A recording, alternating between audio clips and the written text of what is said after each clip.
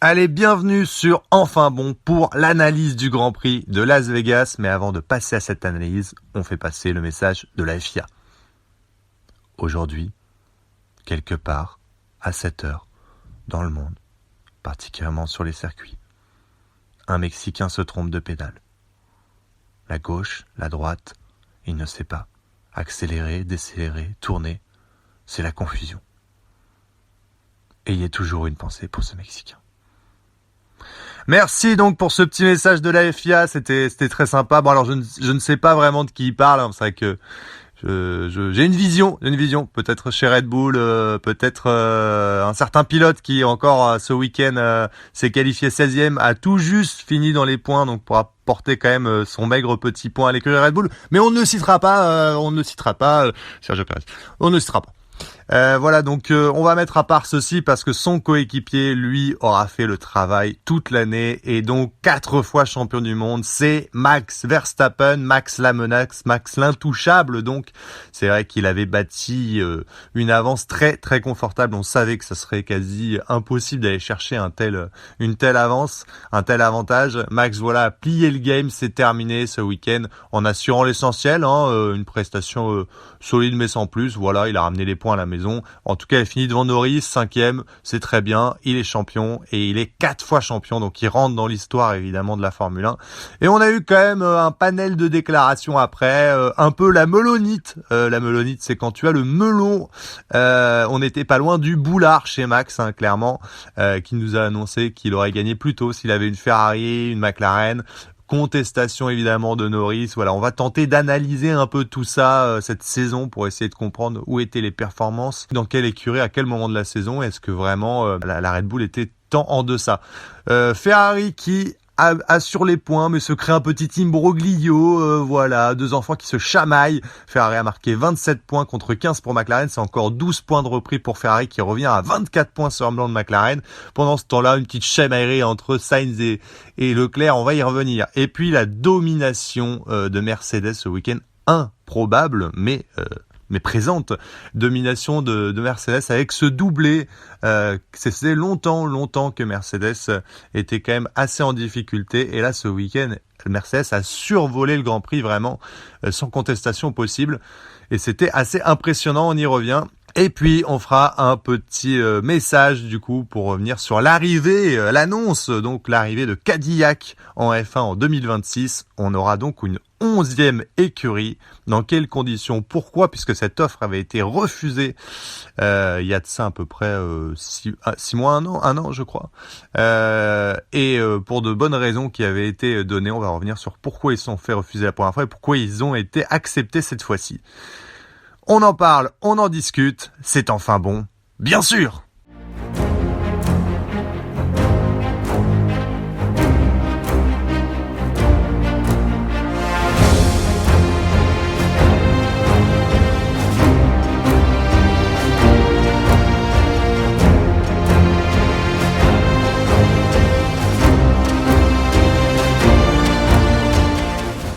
Et on attaque tout de suite avec la victoire donc de notre champion du monde. Ça y est, Max Verstappen est 4 fois champion du monde. Il a plié le game, un game qu'il avait quand même plié, il faut le dire, au Brésil, là où il avait complètement assommé le Grand Prix par sa patte d'artiste, sa patte de champion du monde. Et là, donc, il est quadruple champion du monde. Il rentre dans l'histoire, tout simplement. Avec lui, il y a Alain Prost, il y a Sébastien Vettel.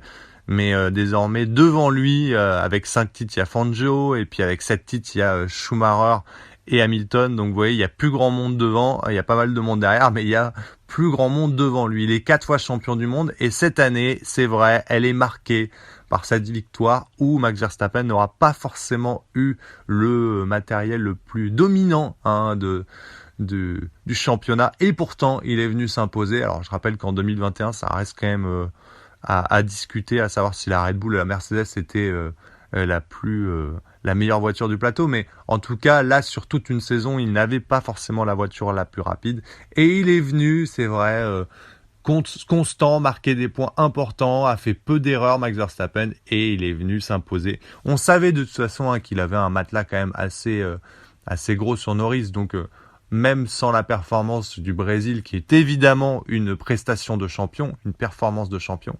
Sans ça, Norris, c'était quasi mission impossible. S'il avait remonté ça, Norris, ça aurait été... ça serait rentré dans l'histoire. Bon, en tout cas, on s'est hypé, ça c'est sûr, parce que c'est vrai, passé la mi-saison, on a vu que la McLaren était quand même forte, qu'il y avait Norris regrattait des points petit à petit sur Red Bull, qui était en grande difficulté. Hein, on se rappelle la Belgique, les Pays-Bas, Monza surtout, où vraiment là, ça a très mal tourné pour Max Verstappen et pour la Red Bull. Mais derrière ça, c'est vrai que on a eu un retour de Ferrari et ces petits points grappillés ont permis en tout cas de canaliser le retour de McLaren, et c'est vrai qu'en cette fin de saison McLaren est moins impressionnant. Toujours est-il que Max est donc champion et qu'à la sortie il nous a gratifié d'un petit boulard, la déclaration boulard de Max Verstappen qui nous dit mais moi j'aurais été chez Ferrari ou McLaren, j'aurais gagné bien avant. Wow. Je sais pas si c'était vraiment nécessaire en tant que champion d'avoir un tel melon. Il est vrai que tu nous as fait une démonstration de force. Il est vrai que tu as été très fort cette saison. Et il est vrai, parce qu'il a dit Max Verstappen, si on conteste ce championnat, je ne sais plus quoi faire pour prouver ma valeur. Parce que c'est vrai qu'il n'a pas eu forcément le meilleur matériel. Mais là où on peut discuter de ça, c'est quand même que, parce qu'évidemment Norris est venu contester un petit peu cette phrase, c'est que c'est vrai, Red Bull avait quand même... en fait, elle est particulière cette saison. Certes, Red Bull n'avait pas le meilleur matériel sur l'ensemble de la saison. Cependant, et ça c'est un élément très important, en début de saison, Red Bull avait une voiture qui avait un net avantage sur la concurrence. Et c'est ça qui a créé ce matelas qui va permettre à Max Verstappen de garder cette avance jusqu'à la fin de saison. Alors Max Verstappen, de toute façon, après, va quand même nous gratifier de performances assez impressionnantes qui vont limiter la casse ou évidemment des prestations hors normes telles qu'au Brésil. Mais en début de saison, il faut revenir quand même sur les performances de la Red Bull qui arrive sur le plateau et qui est largement dominatrice. Je rappelle qu'au premier début de saison, lorsqu'on arrive à Bahreïn, la première phrase de Lando Norris à la fin du premier Grand Prix, c'est « On va revivre une saison 2023 ». Red Bull et Max Verstappen sont tellement dominateurs qu'on va se reprendre une rouste comme l'année dernière. Et déjà, à la fin de ce Grand Prix, je me rappelle, j'ai dit, je pense qu'il n'est pas totalement honnête parce que les écarts sont plus faibles. Néanmoins, Red Bull a une grosse avance, mais les écarts sont plus faibles. Ça se voit, Ferrari est déjà plus proche. McLaren, c'est vrai, a refait un bond en avant impressionnant, ça, c'est devenu une spécialité, mais déjà, les écarts étaient un peu plus faibles, mais c'est vrai qu'ils sont arrivés avec une grosse domination. Et je propose qu'on regarde, on va pas regarder Max Verstappen à ce moment-là sur les 6 premiers Grands Prix, on va regarder Sergio Pérez, qui s'est complètement perdu à partir d'Imola, pour être clair, puisqu'à partir d'Imola, il va marquer 4 points, et après, il va rarement marquer plus. Pas un Grand Prix, si ce n'est 0. Mais en tout cas, Sergio Pérez, sur les 6 premiers Grands Prix de la saison, il a fini 4 fois deuxième. Vous vous doutez bien que lorsqu'il a fini les 4 fois deuxième, c'était Max qui gagnait. Il a fini une fois cinquième et il a terminé en Chine. Je crois qu'il y avait une course sprint, mais il a dû finir 3e en Chine. Donc c'est dire à quel point, en début de saison, la Red Bull était largement dominatrice. Parce que là, on prend même pas la performance de Max Verstappen, mais on prend la performance de son coéquipier qui est en perdition totale et qui a fait clairement pas la meilleure saison de sa vie et qui a marqué 152 points. Donc autant vous dire que sur les 152 points, il en a marqué au moins plus de 100 déjà sur ses 6 premiers Grands Prix. Après, il y a que dalle. Donc la voiture était largement dominatrice et cette surdomination, elle n'était pas contestée par aucune écurie jusqu'à ce qu'on arrive à Imola et on a l'émergence évidemment de McLaren qui revient dans le game. Ferrari n'est jamais très loin. Et puis Ferrari qui vient ensuite à Monaco. Et en fait, le long de la saison, on va avoir des pics de domination. Alors on va avoir ces petits pics aussi de juste avant la trêve de Mercedes qui va nous faire des performances, notamment en Autriche, en Angleterre. Et on va avoir les pics aussi de Ferrari qui va faire une démonstration à Monaco, à Singapour. On va avoir donc ces petits pics et ces petits grignotages sur McLaren qui va s'affirmer comme la meilleure écurie, mais qui va être contesté parfois par ces écuries. Et c'est en fait cette contestation qui va un peu tamiser, on va dire, le retour en force. Donc en fait, là où il a pas une vision totalement honnête, Max Verstappen, c'est que il a eu une voiture qui était hyper dominatrice et sans contestation sur les 6 premiers Grands Prix de la saison. Et il a formé un matelas exceptionnel parce que il a été constant, il a remporté les points comme il fallait le faire, hein, puisque sur les 6 premiers Grands Prix, il va en remporter 5. Et il va abandonner malheureusement en Australie, hein, sinon il l'aurait fait. Sur les 7 premiers Grands Prix, parce qu'il va remporter Imola. Il y a Miami qui est remporté par Norris. Mais en tout cas, voilà, il va maximiser les points quand il est très dominant. Ce que va pas forcément faire Lando Norris, on l'a vu, hein, il y aura quelques erreurs. Mais en même temps, c'est pas la même pression. Donc je suis pas totalement d'accord sur l'analyse de Verstappen et je tendrais à dire que Lando Norris a pas totalement tort parce que la physionomie de ce championnat fait que il a pas eu les mêmes concurrents au même moment comparé à Max Verstappen. Il n'y a pas eu la même concurrence, clairement. Mais il faut aussi comprendre le point de vue de Max Verstappen. Max Verstappen, il obtient donc son quatrième titre de champion du monde. On l'a dit, hein, parce que Max Verstappen, il a envoyé des punchlines récemment, c'est vrai, sur Sky Sports notamment, ou sur les journalistes anglais, puisqu'on le sait, hein, la Formule 1, c'est un sport anglo-saxon. Et donc, il y a beaucoup d'anglais sur place, beaucoup de journalistes anglais qui s'intéressent donc au sport auto. Et souvent, évidemment, il y a un peu de favoritisme anglais. On rappelle que Norris est anglais, Russell est anglais, Hamilton est anglais. Donc forcément, c'est toujours un peu la hype pour les Anglais. Donc Max Verstappen, et quand il sort évidemment de cette victoire, de son 4e titre, il dit si on vient contester celui-là, je ne vois pas ce qu'on peut dire. Oui, c'est vrai, parce que en fait, il faut comprendre qu'il évolue dans un monde très anglo-saxon et qu'il est très très contesté tout le temps, que dès qu'ils peuvent se hyper sur le retour de Norris ou autre, ils le font. Et donc qu'il est constamment remis en question, que toutes ses victoires sont remises en question, qu'on va affirmer, plutôt dire qu'il a un matériel très dominateur, plutôt dire qu'il a un pilotage exceptionnel. Voilà, donc c'est pour ça que on peut comprendre les différents partis, mais il y a un contexte quand même cette saison qui nous prouve que c'était mission impossible déjà de revenir et que la concurrence n'était pas la même.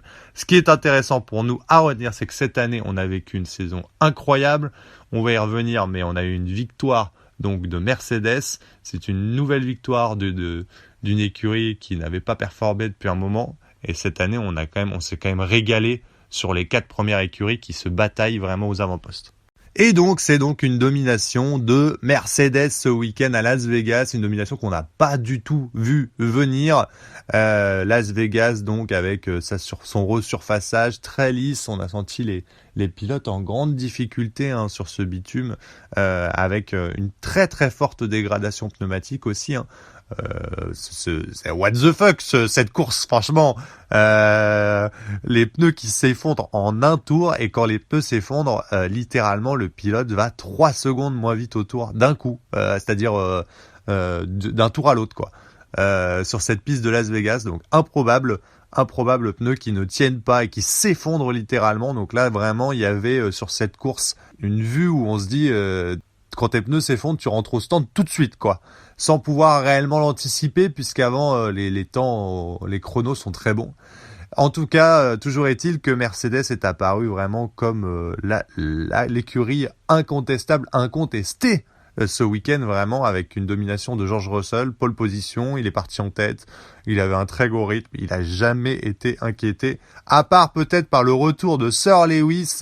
Il faut y revenir encore une fois, mais Lewis Hamilton, qui n'aura pas fait vraiment une bonne saison en termes de qualification, c'est quelque chose qu'il va falloir quand même améliorer chez Ferrari, surtout si ça se pointe bien pour Ferrari comme c'est le cas maintenant, parce que Ferrari performe plutôt bien, donc on espère peut-être qu'en 2025 Ferrari soit aussi aux avant-postes, et il va falloir vraiment que Lewis Hamilton corrige le tir de ses qualifications, parce que là il est toujours aussi impressionnant en termes de rythme le dimanche. Mais là, il s'est qualifié encore 10e, il a encore raté ses qualifications. Je dis encore parce que ça arrivait quand même beaucoup de fois cette saison. Et forcément, il est condamné à faire une remontada. Alors, il l'a fait superbement, avec un gros rythme, avec de beaux dépassements. Mais le problème, c'est qu'il vient terminer 2e à 4 secondes et demie de George Russell. Donc s'il s'élance aux avant-postes, il le gagne ce Grand Prix. Donc c'est quand même très dommage.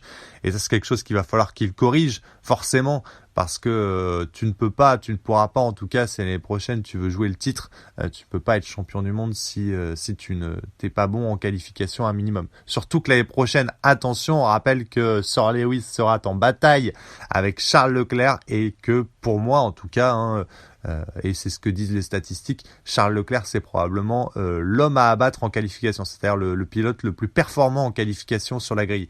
Donc là il va se frotter à du très très lourd, donc il va avoir un bon repère en termes de pilote très rapide en qualification sur la grille.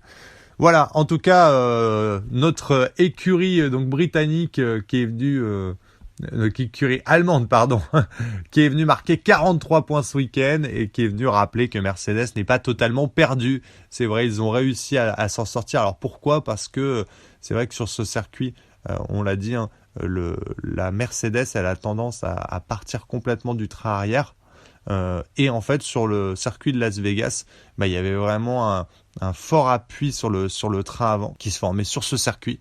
Et là où l'équilibre était plus compliqué à trouver pour l'ensemble des écuries, chez Mercedes, ça permettait un peu de contrebalancer en fait cette perte d'adhérence en fait à l'arrière de la Mercedes. Et c'est ce qui leur a permis d'émerger comme la voiture la plus performante et la plus rapide de ce week-end de course, et c'est qualif, course, vraiment il n'y a pas eu de contestation. La seule contestation qu'on aura eue, c'est celle de Carlos Sainz. No hablo espagnol, no hablo portugais, no hablo inglés, no hablo francés, no hablo. Eh oui, Carlito qui ne parle pas, qui ne comprend pas, qui ne sait pas, visiblement. Et oui, petit imbroglio de chez Ferrari qui quand même donc se permet le luxe de s'embrouiller un peu entre pilotes, parce qu'en fait ils étaient 3e et 4e dans un mouchoir de poste. Carlos Sainz donc qui va rivaliser avec Charles Leclerc ce week-end, il va se qualifier devant lui, un 2e en qualification, Charles Leclerc 4e. Leclerc qui va prendre un bon envol, qui va venir se glisser dans un trou de souris et reprendre cette 2e place à Carlos Sainz. Et puis on l'a dit, avec les dégradations pneumatiques, il y en a un qui rentre, il y en a un qui reste en piste, et finalement les deux échangent de position. Et puis à un moment, Charles Leclerc donc qui pousse un tout petit peu plus son relais, ressort devant Carlos Sainz, et on a le team order, voilà, à Carlos Sainz. Carlos Sainz, s'il te plaît, ne dépasse pas Charles Leclerc. Carlos Sainz, no hablo inglés. Et oui, il va venir le dépasser, et Charles, il en a ras le bip, bip, bip, bip. Et oui, évidemment, parce que Charles Leclerc, il a respecté quand même les consignes plusieurs fois, et donc ça lui fout un peu le seum, pour la faire claire, que Carlos Sainz ne respecte pas ses consignes et ne les laisse pas passer. Oui, mais bon, en même temps, il y avait un podium en jeu. Carlos Sainz, il va chez Williams à la fin de saison. Alors bon, écoutez, c'est des petites embrouilles vraiment de fin de saison pour chipoter. En fait, de l'extérieur, évidemment, tout le monde se dit la même chose. Les gars, il vous reste 24 points à prendre sur McLaren. Il y a une petite chance, une infime chance que Ferrari soit champion du monde constructeur. Est-ce qu'on n'en a pas quelque chose à faire que l'un finisse 3 ou 4 ? De toute façon, au championnat du monde, pilote, c'est plié. Alors oui, peut-être que pour Leclerc, ça lui ferait plaisir de finir devant Lando Norris. Bon, il est à 21 points de Norris, donc de toute façon, reprendre 21 points sur les 2 derniers Grands Prix, ça me paraît quand même très ambitieux sur Lando Norris, à moins que Lando Norris ait un abandon ou un loupé, mais c'est beaucoup quand même en termes de points. Mais l'important, c'est le championnat constructeur. Donc écoutez, faut se ressaisir les mecs, voilà. Donc va se faire de toute façon qui a minimisé cette histoire qui n'en est pas une, ça ne sert à rien, l'objectif est ailleurs. Et pour terminer, on va aborder le sujet de l'arrivée d'une 11e écurie en Formule 1. Et oui, improbable. Je ne comprends pas, ça avait été. Je ne comprends pas. Et oui, on ne comprend pas parce que à la base, il est vrai, cette 11e écurie avait été rejetée en janvier, hein, écartée. Mario Andretti, tu te calmes. On lui avait dit non, non, non, tu ne peux pas rejoindre la F1 donc en début d'année. Et là, officiellement, ils ont été acceptés. On aura donc une 11e écurie en 2026 sur la grille de Formule 1. Alors, qu'est-ce qui s'est passé? Quels sont les différents changements? La proposition n'est tout simplement plus la même. Elle a évolué et c'est ce qui a fait la différence et c'est ce qui a fait que la FIA vient d'accepter donc cette proposition et vient d'accepter donc l'arrivée de cette 11e écurie qui sera donc Cadillac F1 GM et c'est le GM qui va faire la différence. On va y revenir. Tout d'abord, on va revenir à la proposition en janvier. En janvier, donc, Mario Andretti arrive avec ses gros sabots. Alors, Andretti, évidemment, c'est une grande marque du sport auto en compétition, hein. Ils sont engagés principalement en IndyCar, mais ils sont aussi engagés, ils ont fait American Le Mans, ils ont fait un Grand Prix, USF 2000, Star Mazda Championship et ils ont fait aussi la Formule 2 en 2014. Et ils ont remporté des victoires évidemment. Donc Andretti c'est une grande marque du sport auto en compétition. Et Mario Andretti donc est arrivé avec ses gros sabots et a dit on va arriver en F1, nous on débarque, on est des Américains, on sait faire le sport auto en compétition, on est bon, on va tout casser en F1. Et voilà, on arrive, on trouvera un moteur, un partenariat moteur et on débarquera. Sauf que voilà, le problème c'est que la F1 elle a dit très clairement, si une 11e écurie débarque en F1, il faut avoir un vrai apport pour le championnat du monde.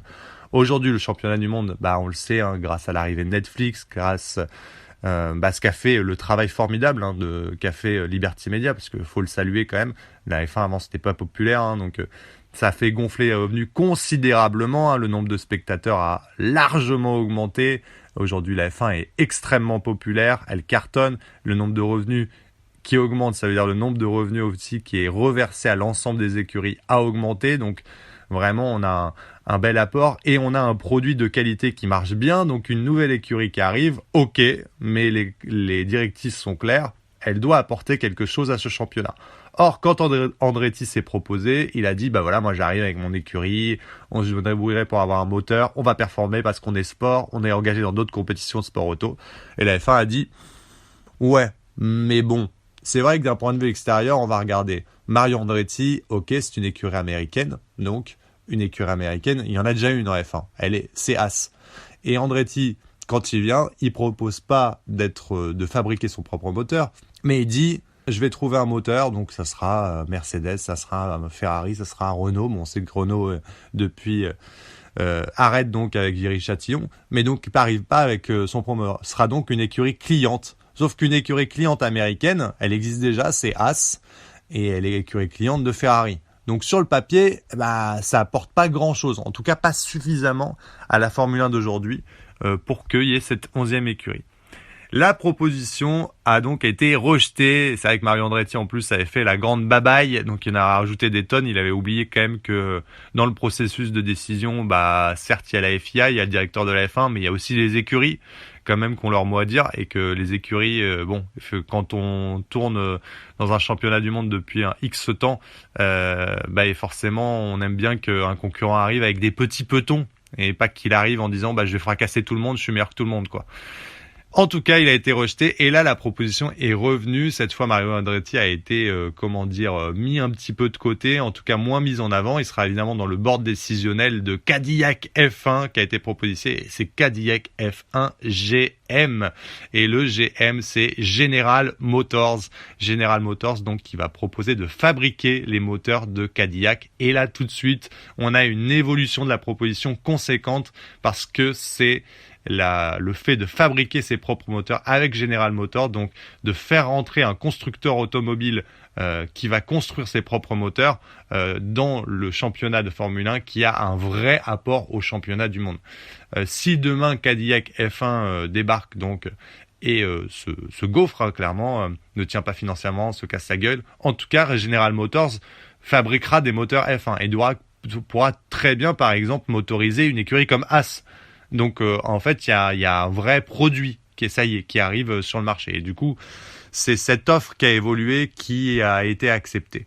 Alors, pourquoi ? Parce qu'en 2026, on le rappelle, il y a un changement drastique de réglementation, principalement autour du moteur. Le moteur va être globalement, si on la fait courte, on va maximiser, on va faire la part belle à l'électrique, tout en gardant évidemment la partie essence, hein. Donc dans l'hybride, c'est juste que l'électrique va représenter 70%, on va dire, pendant que l'essence va représenter 30%.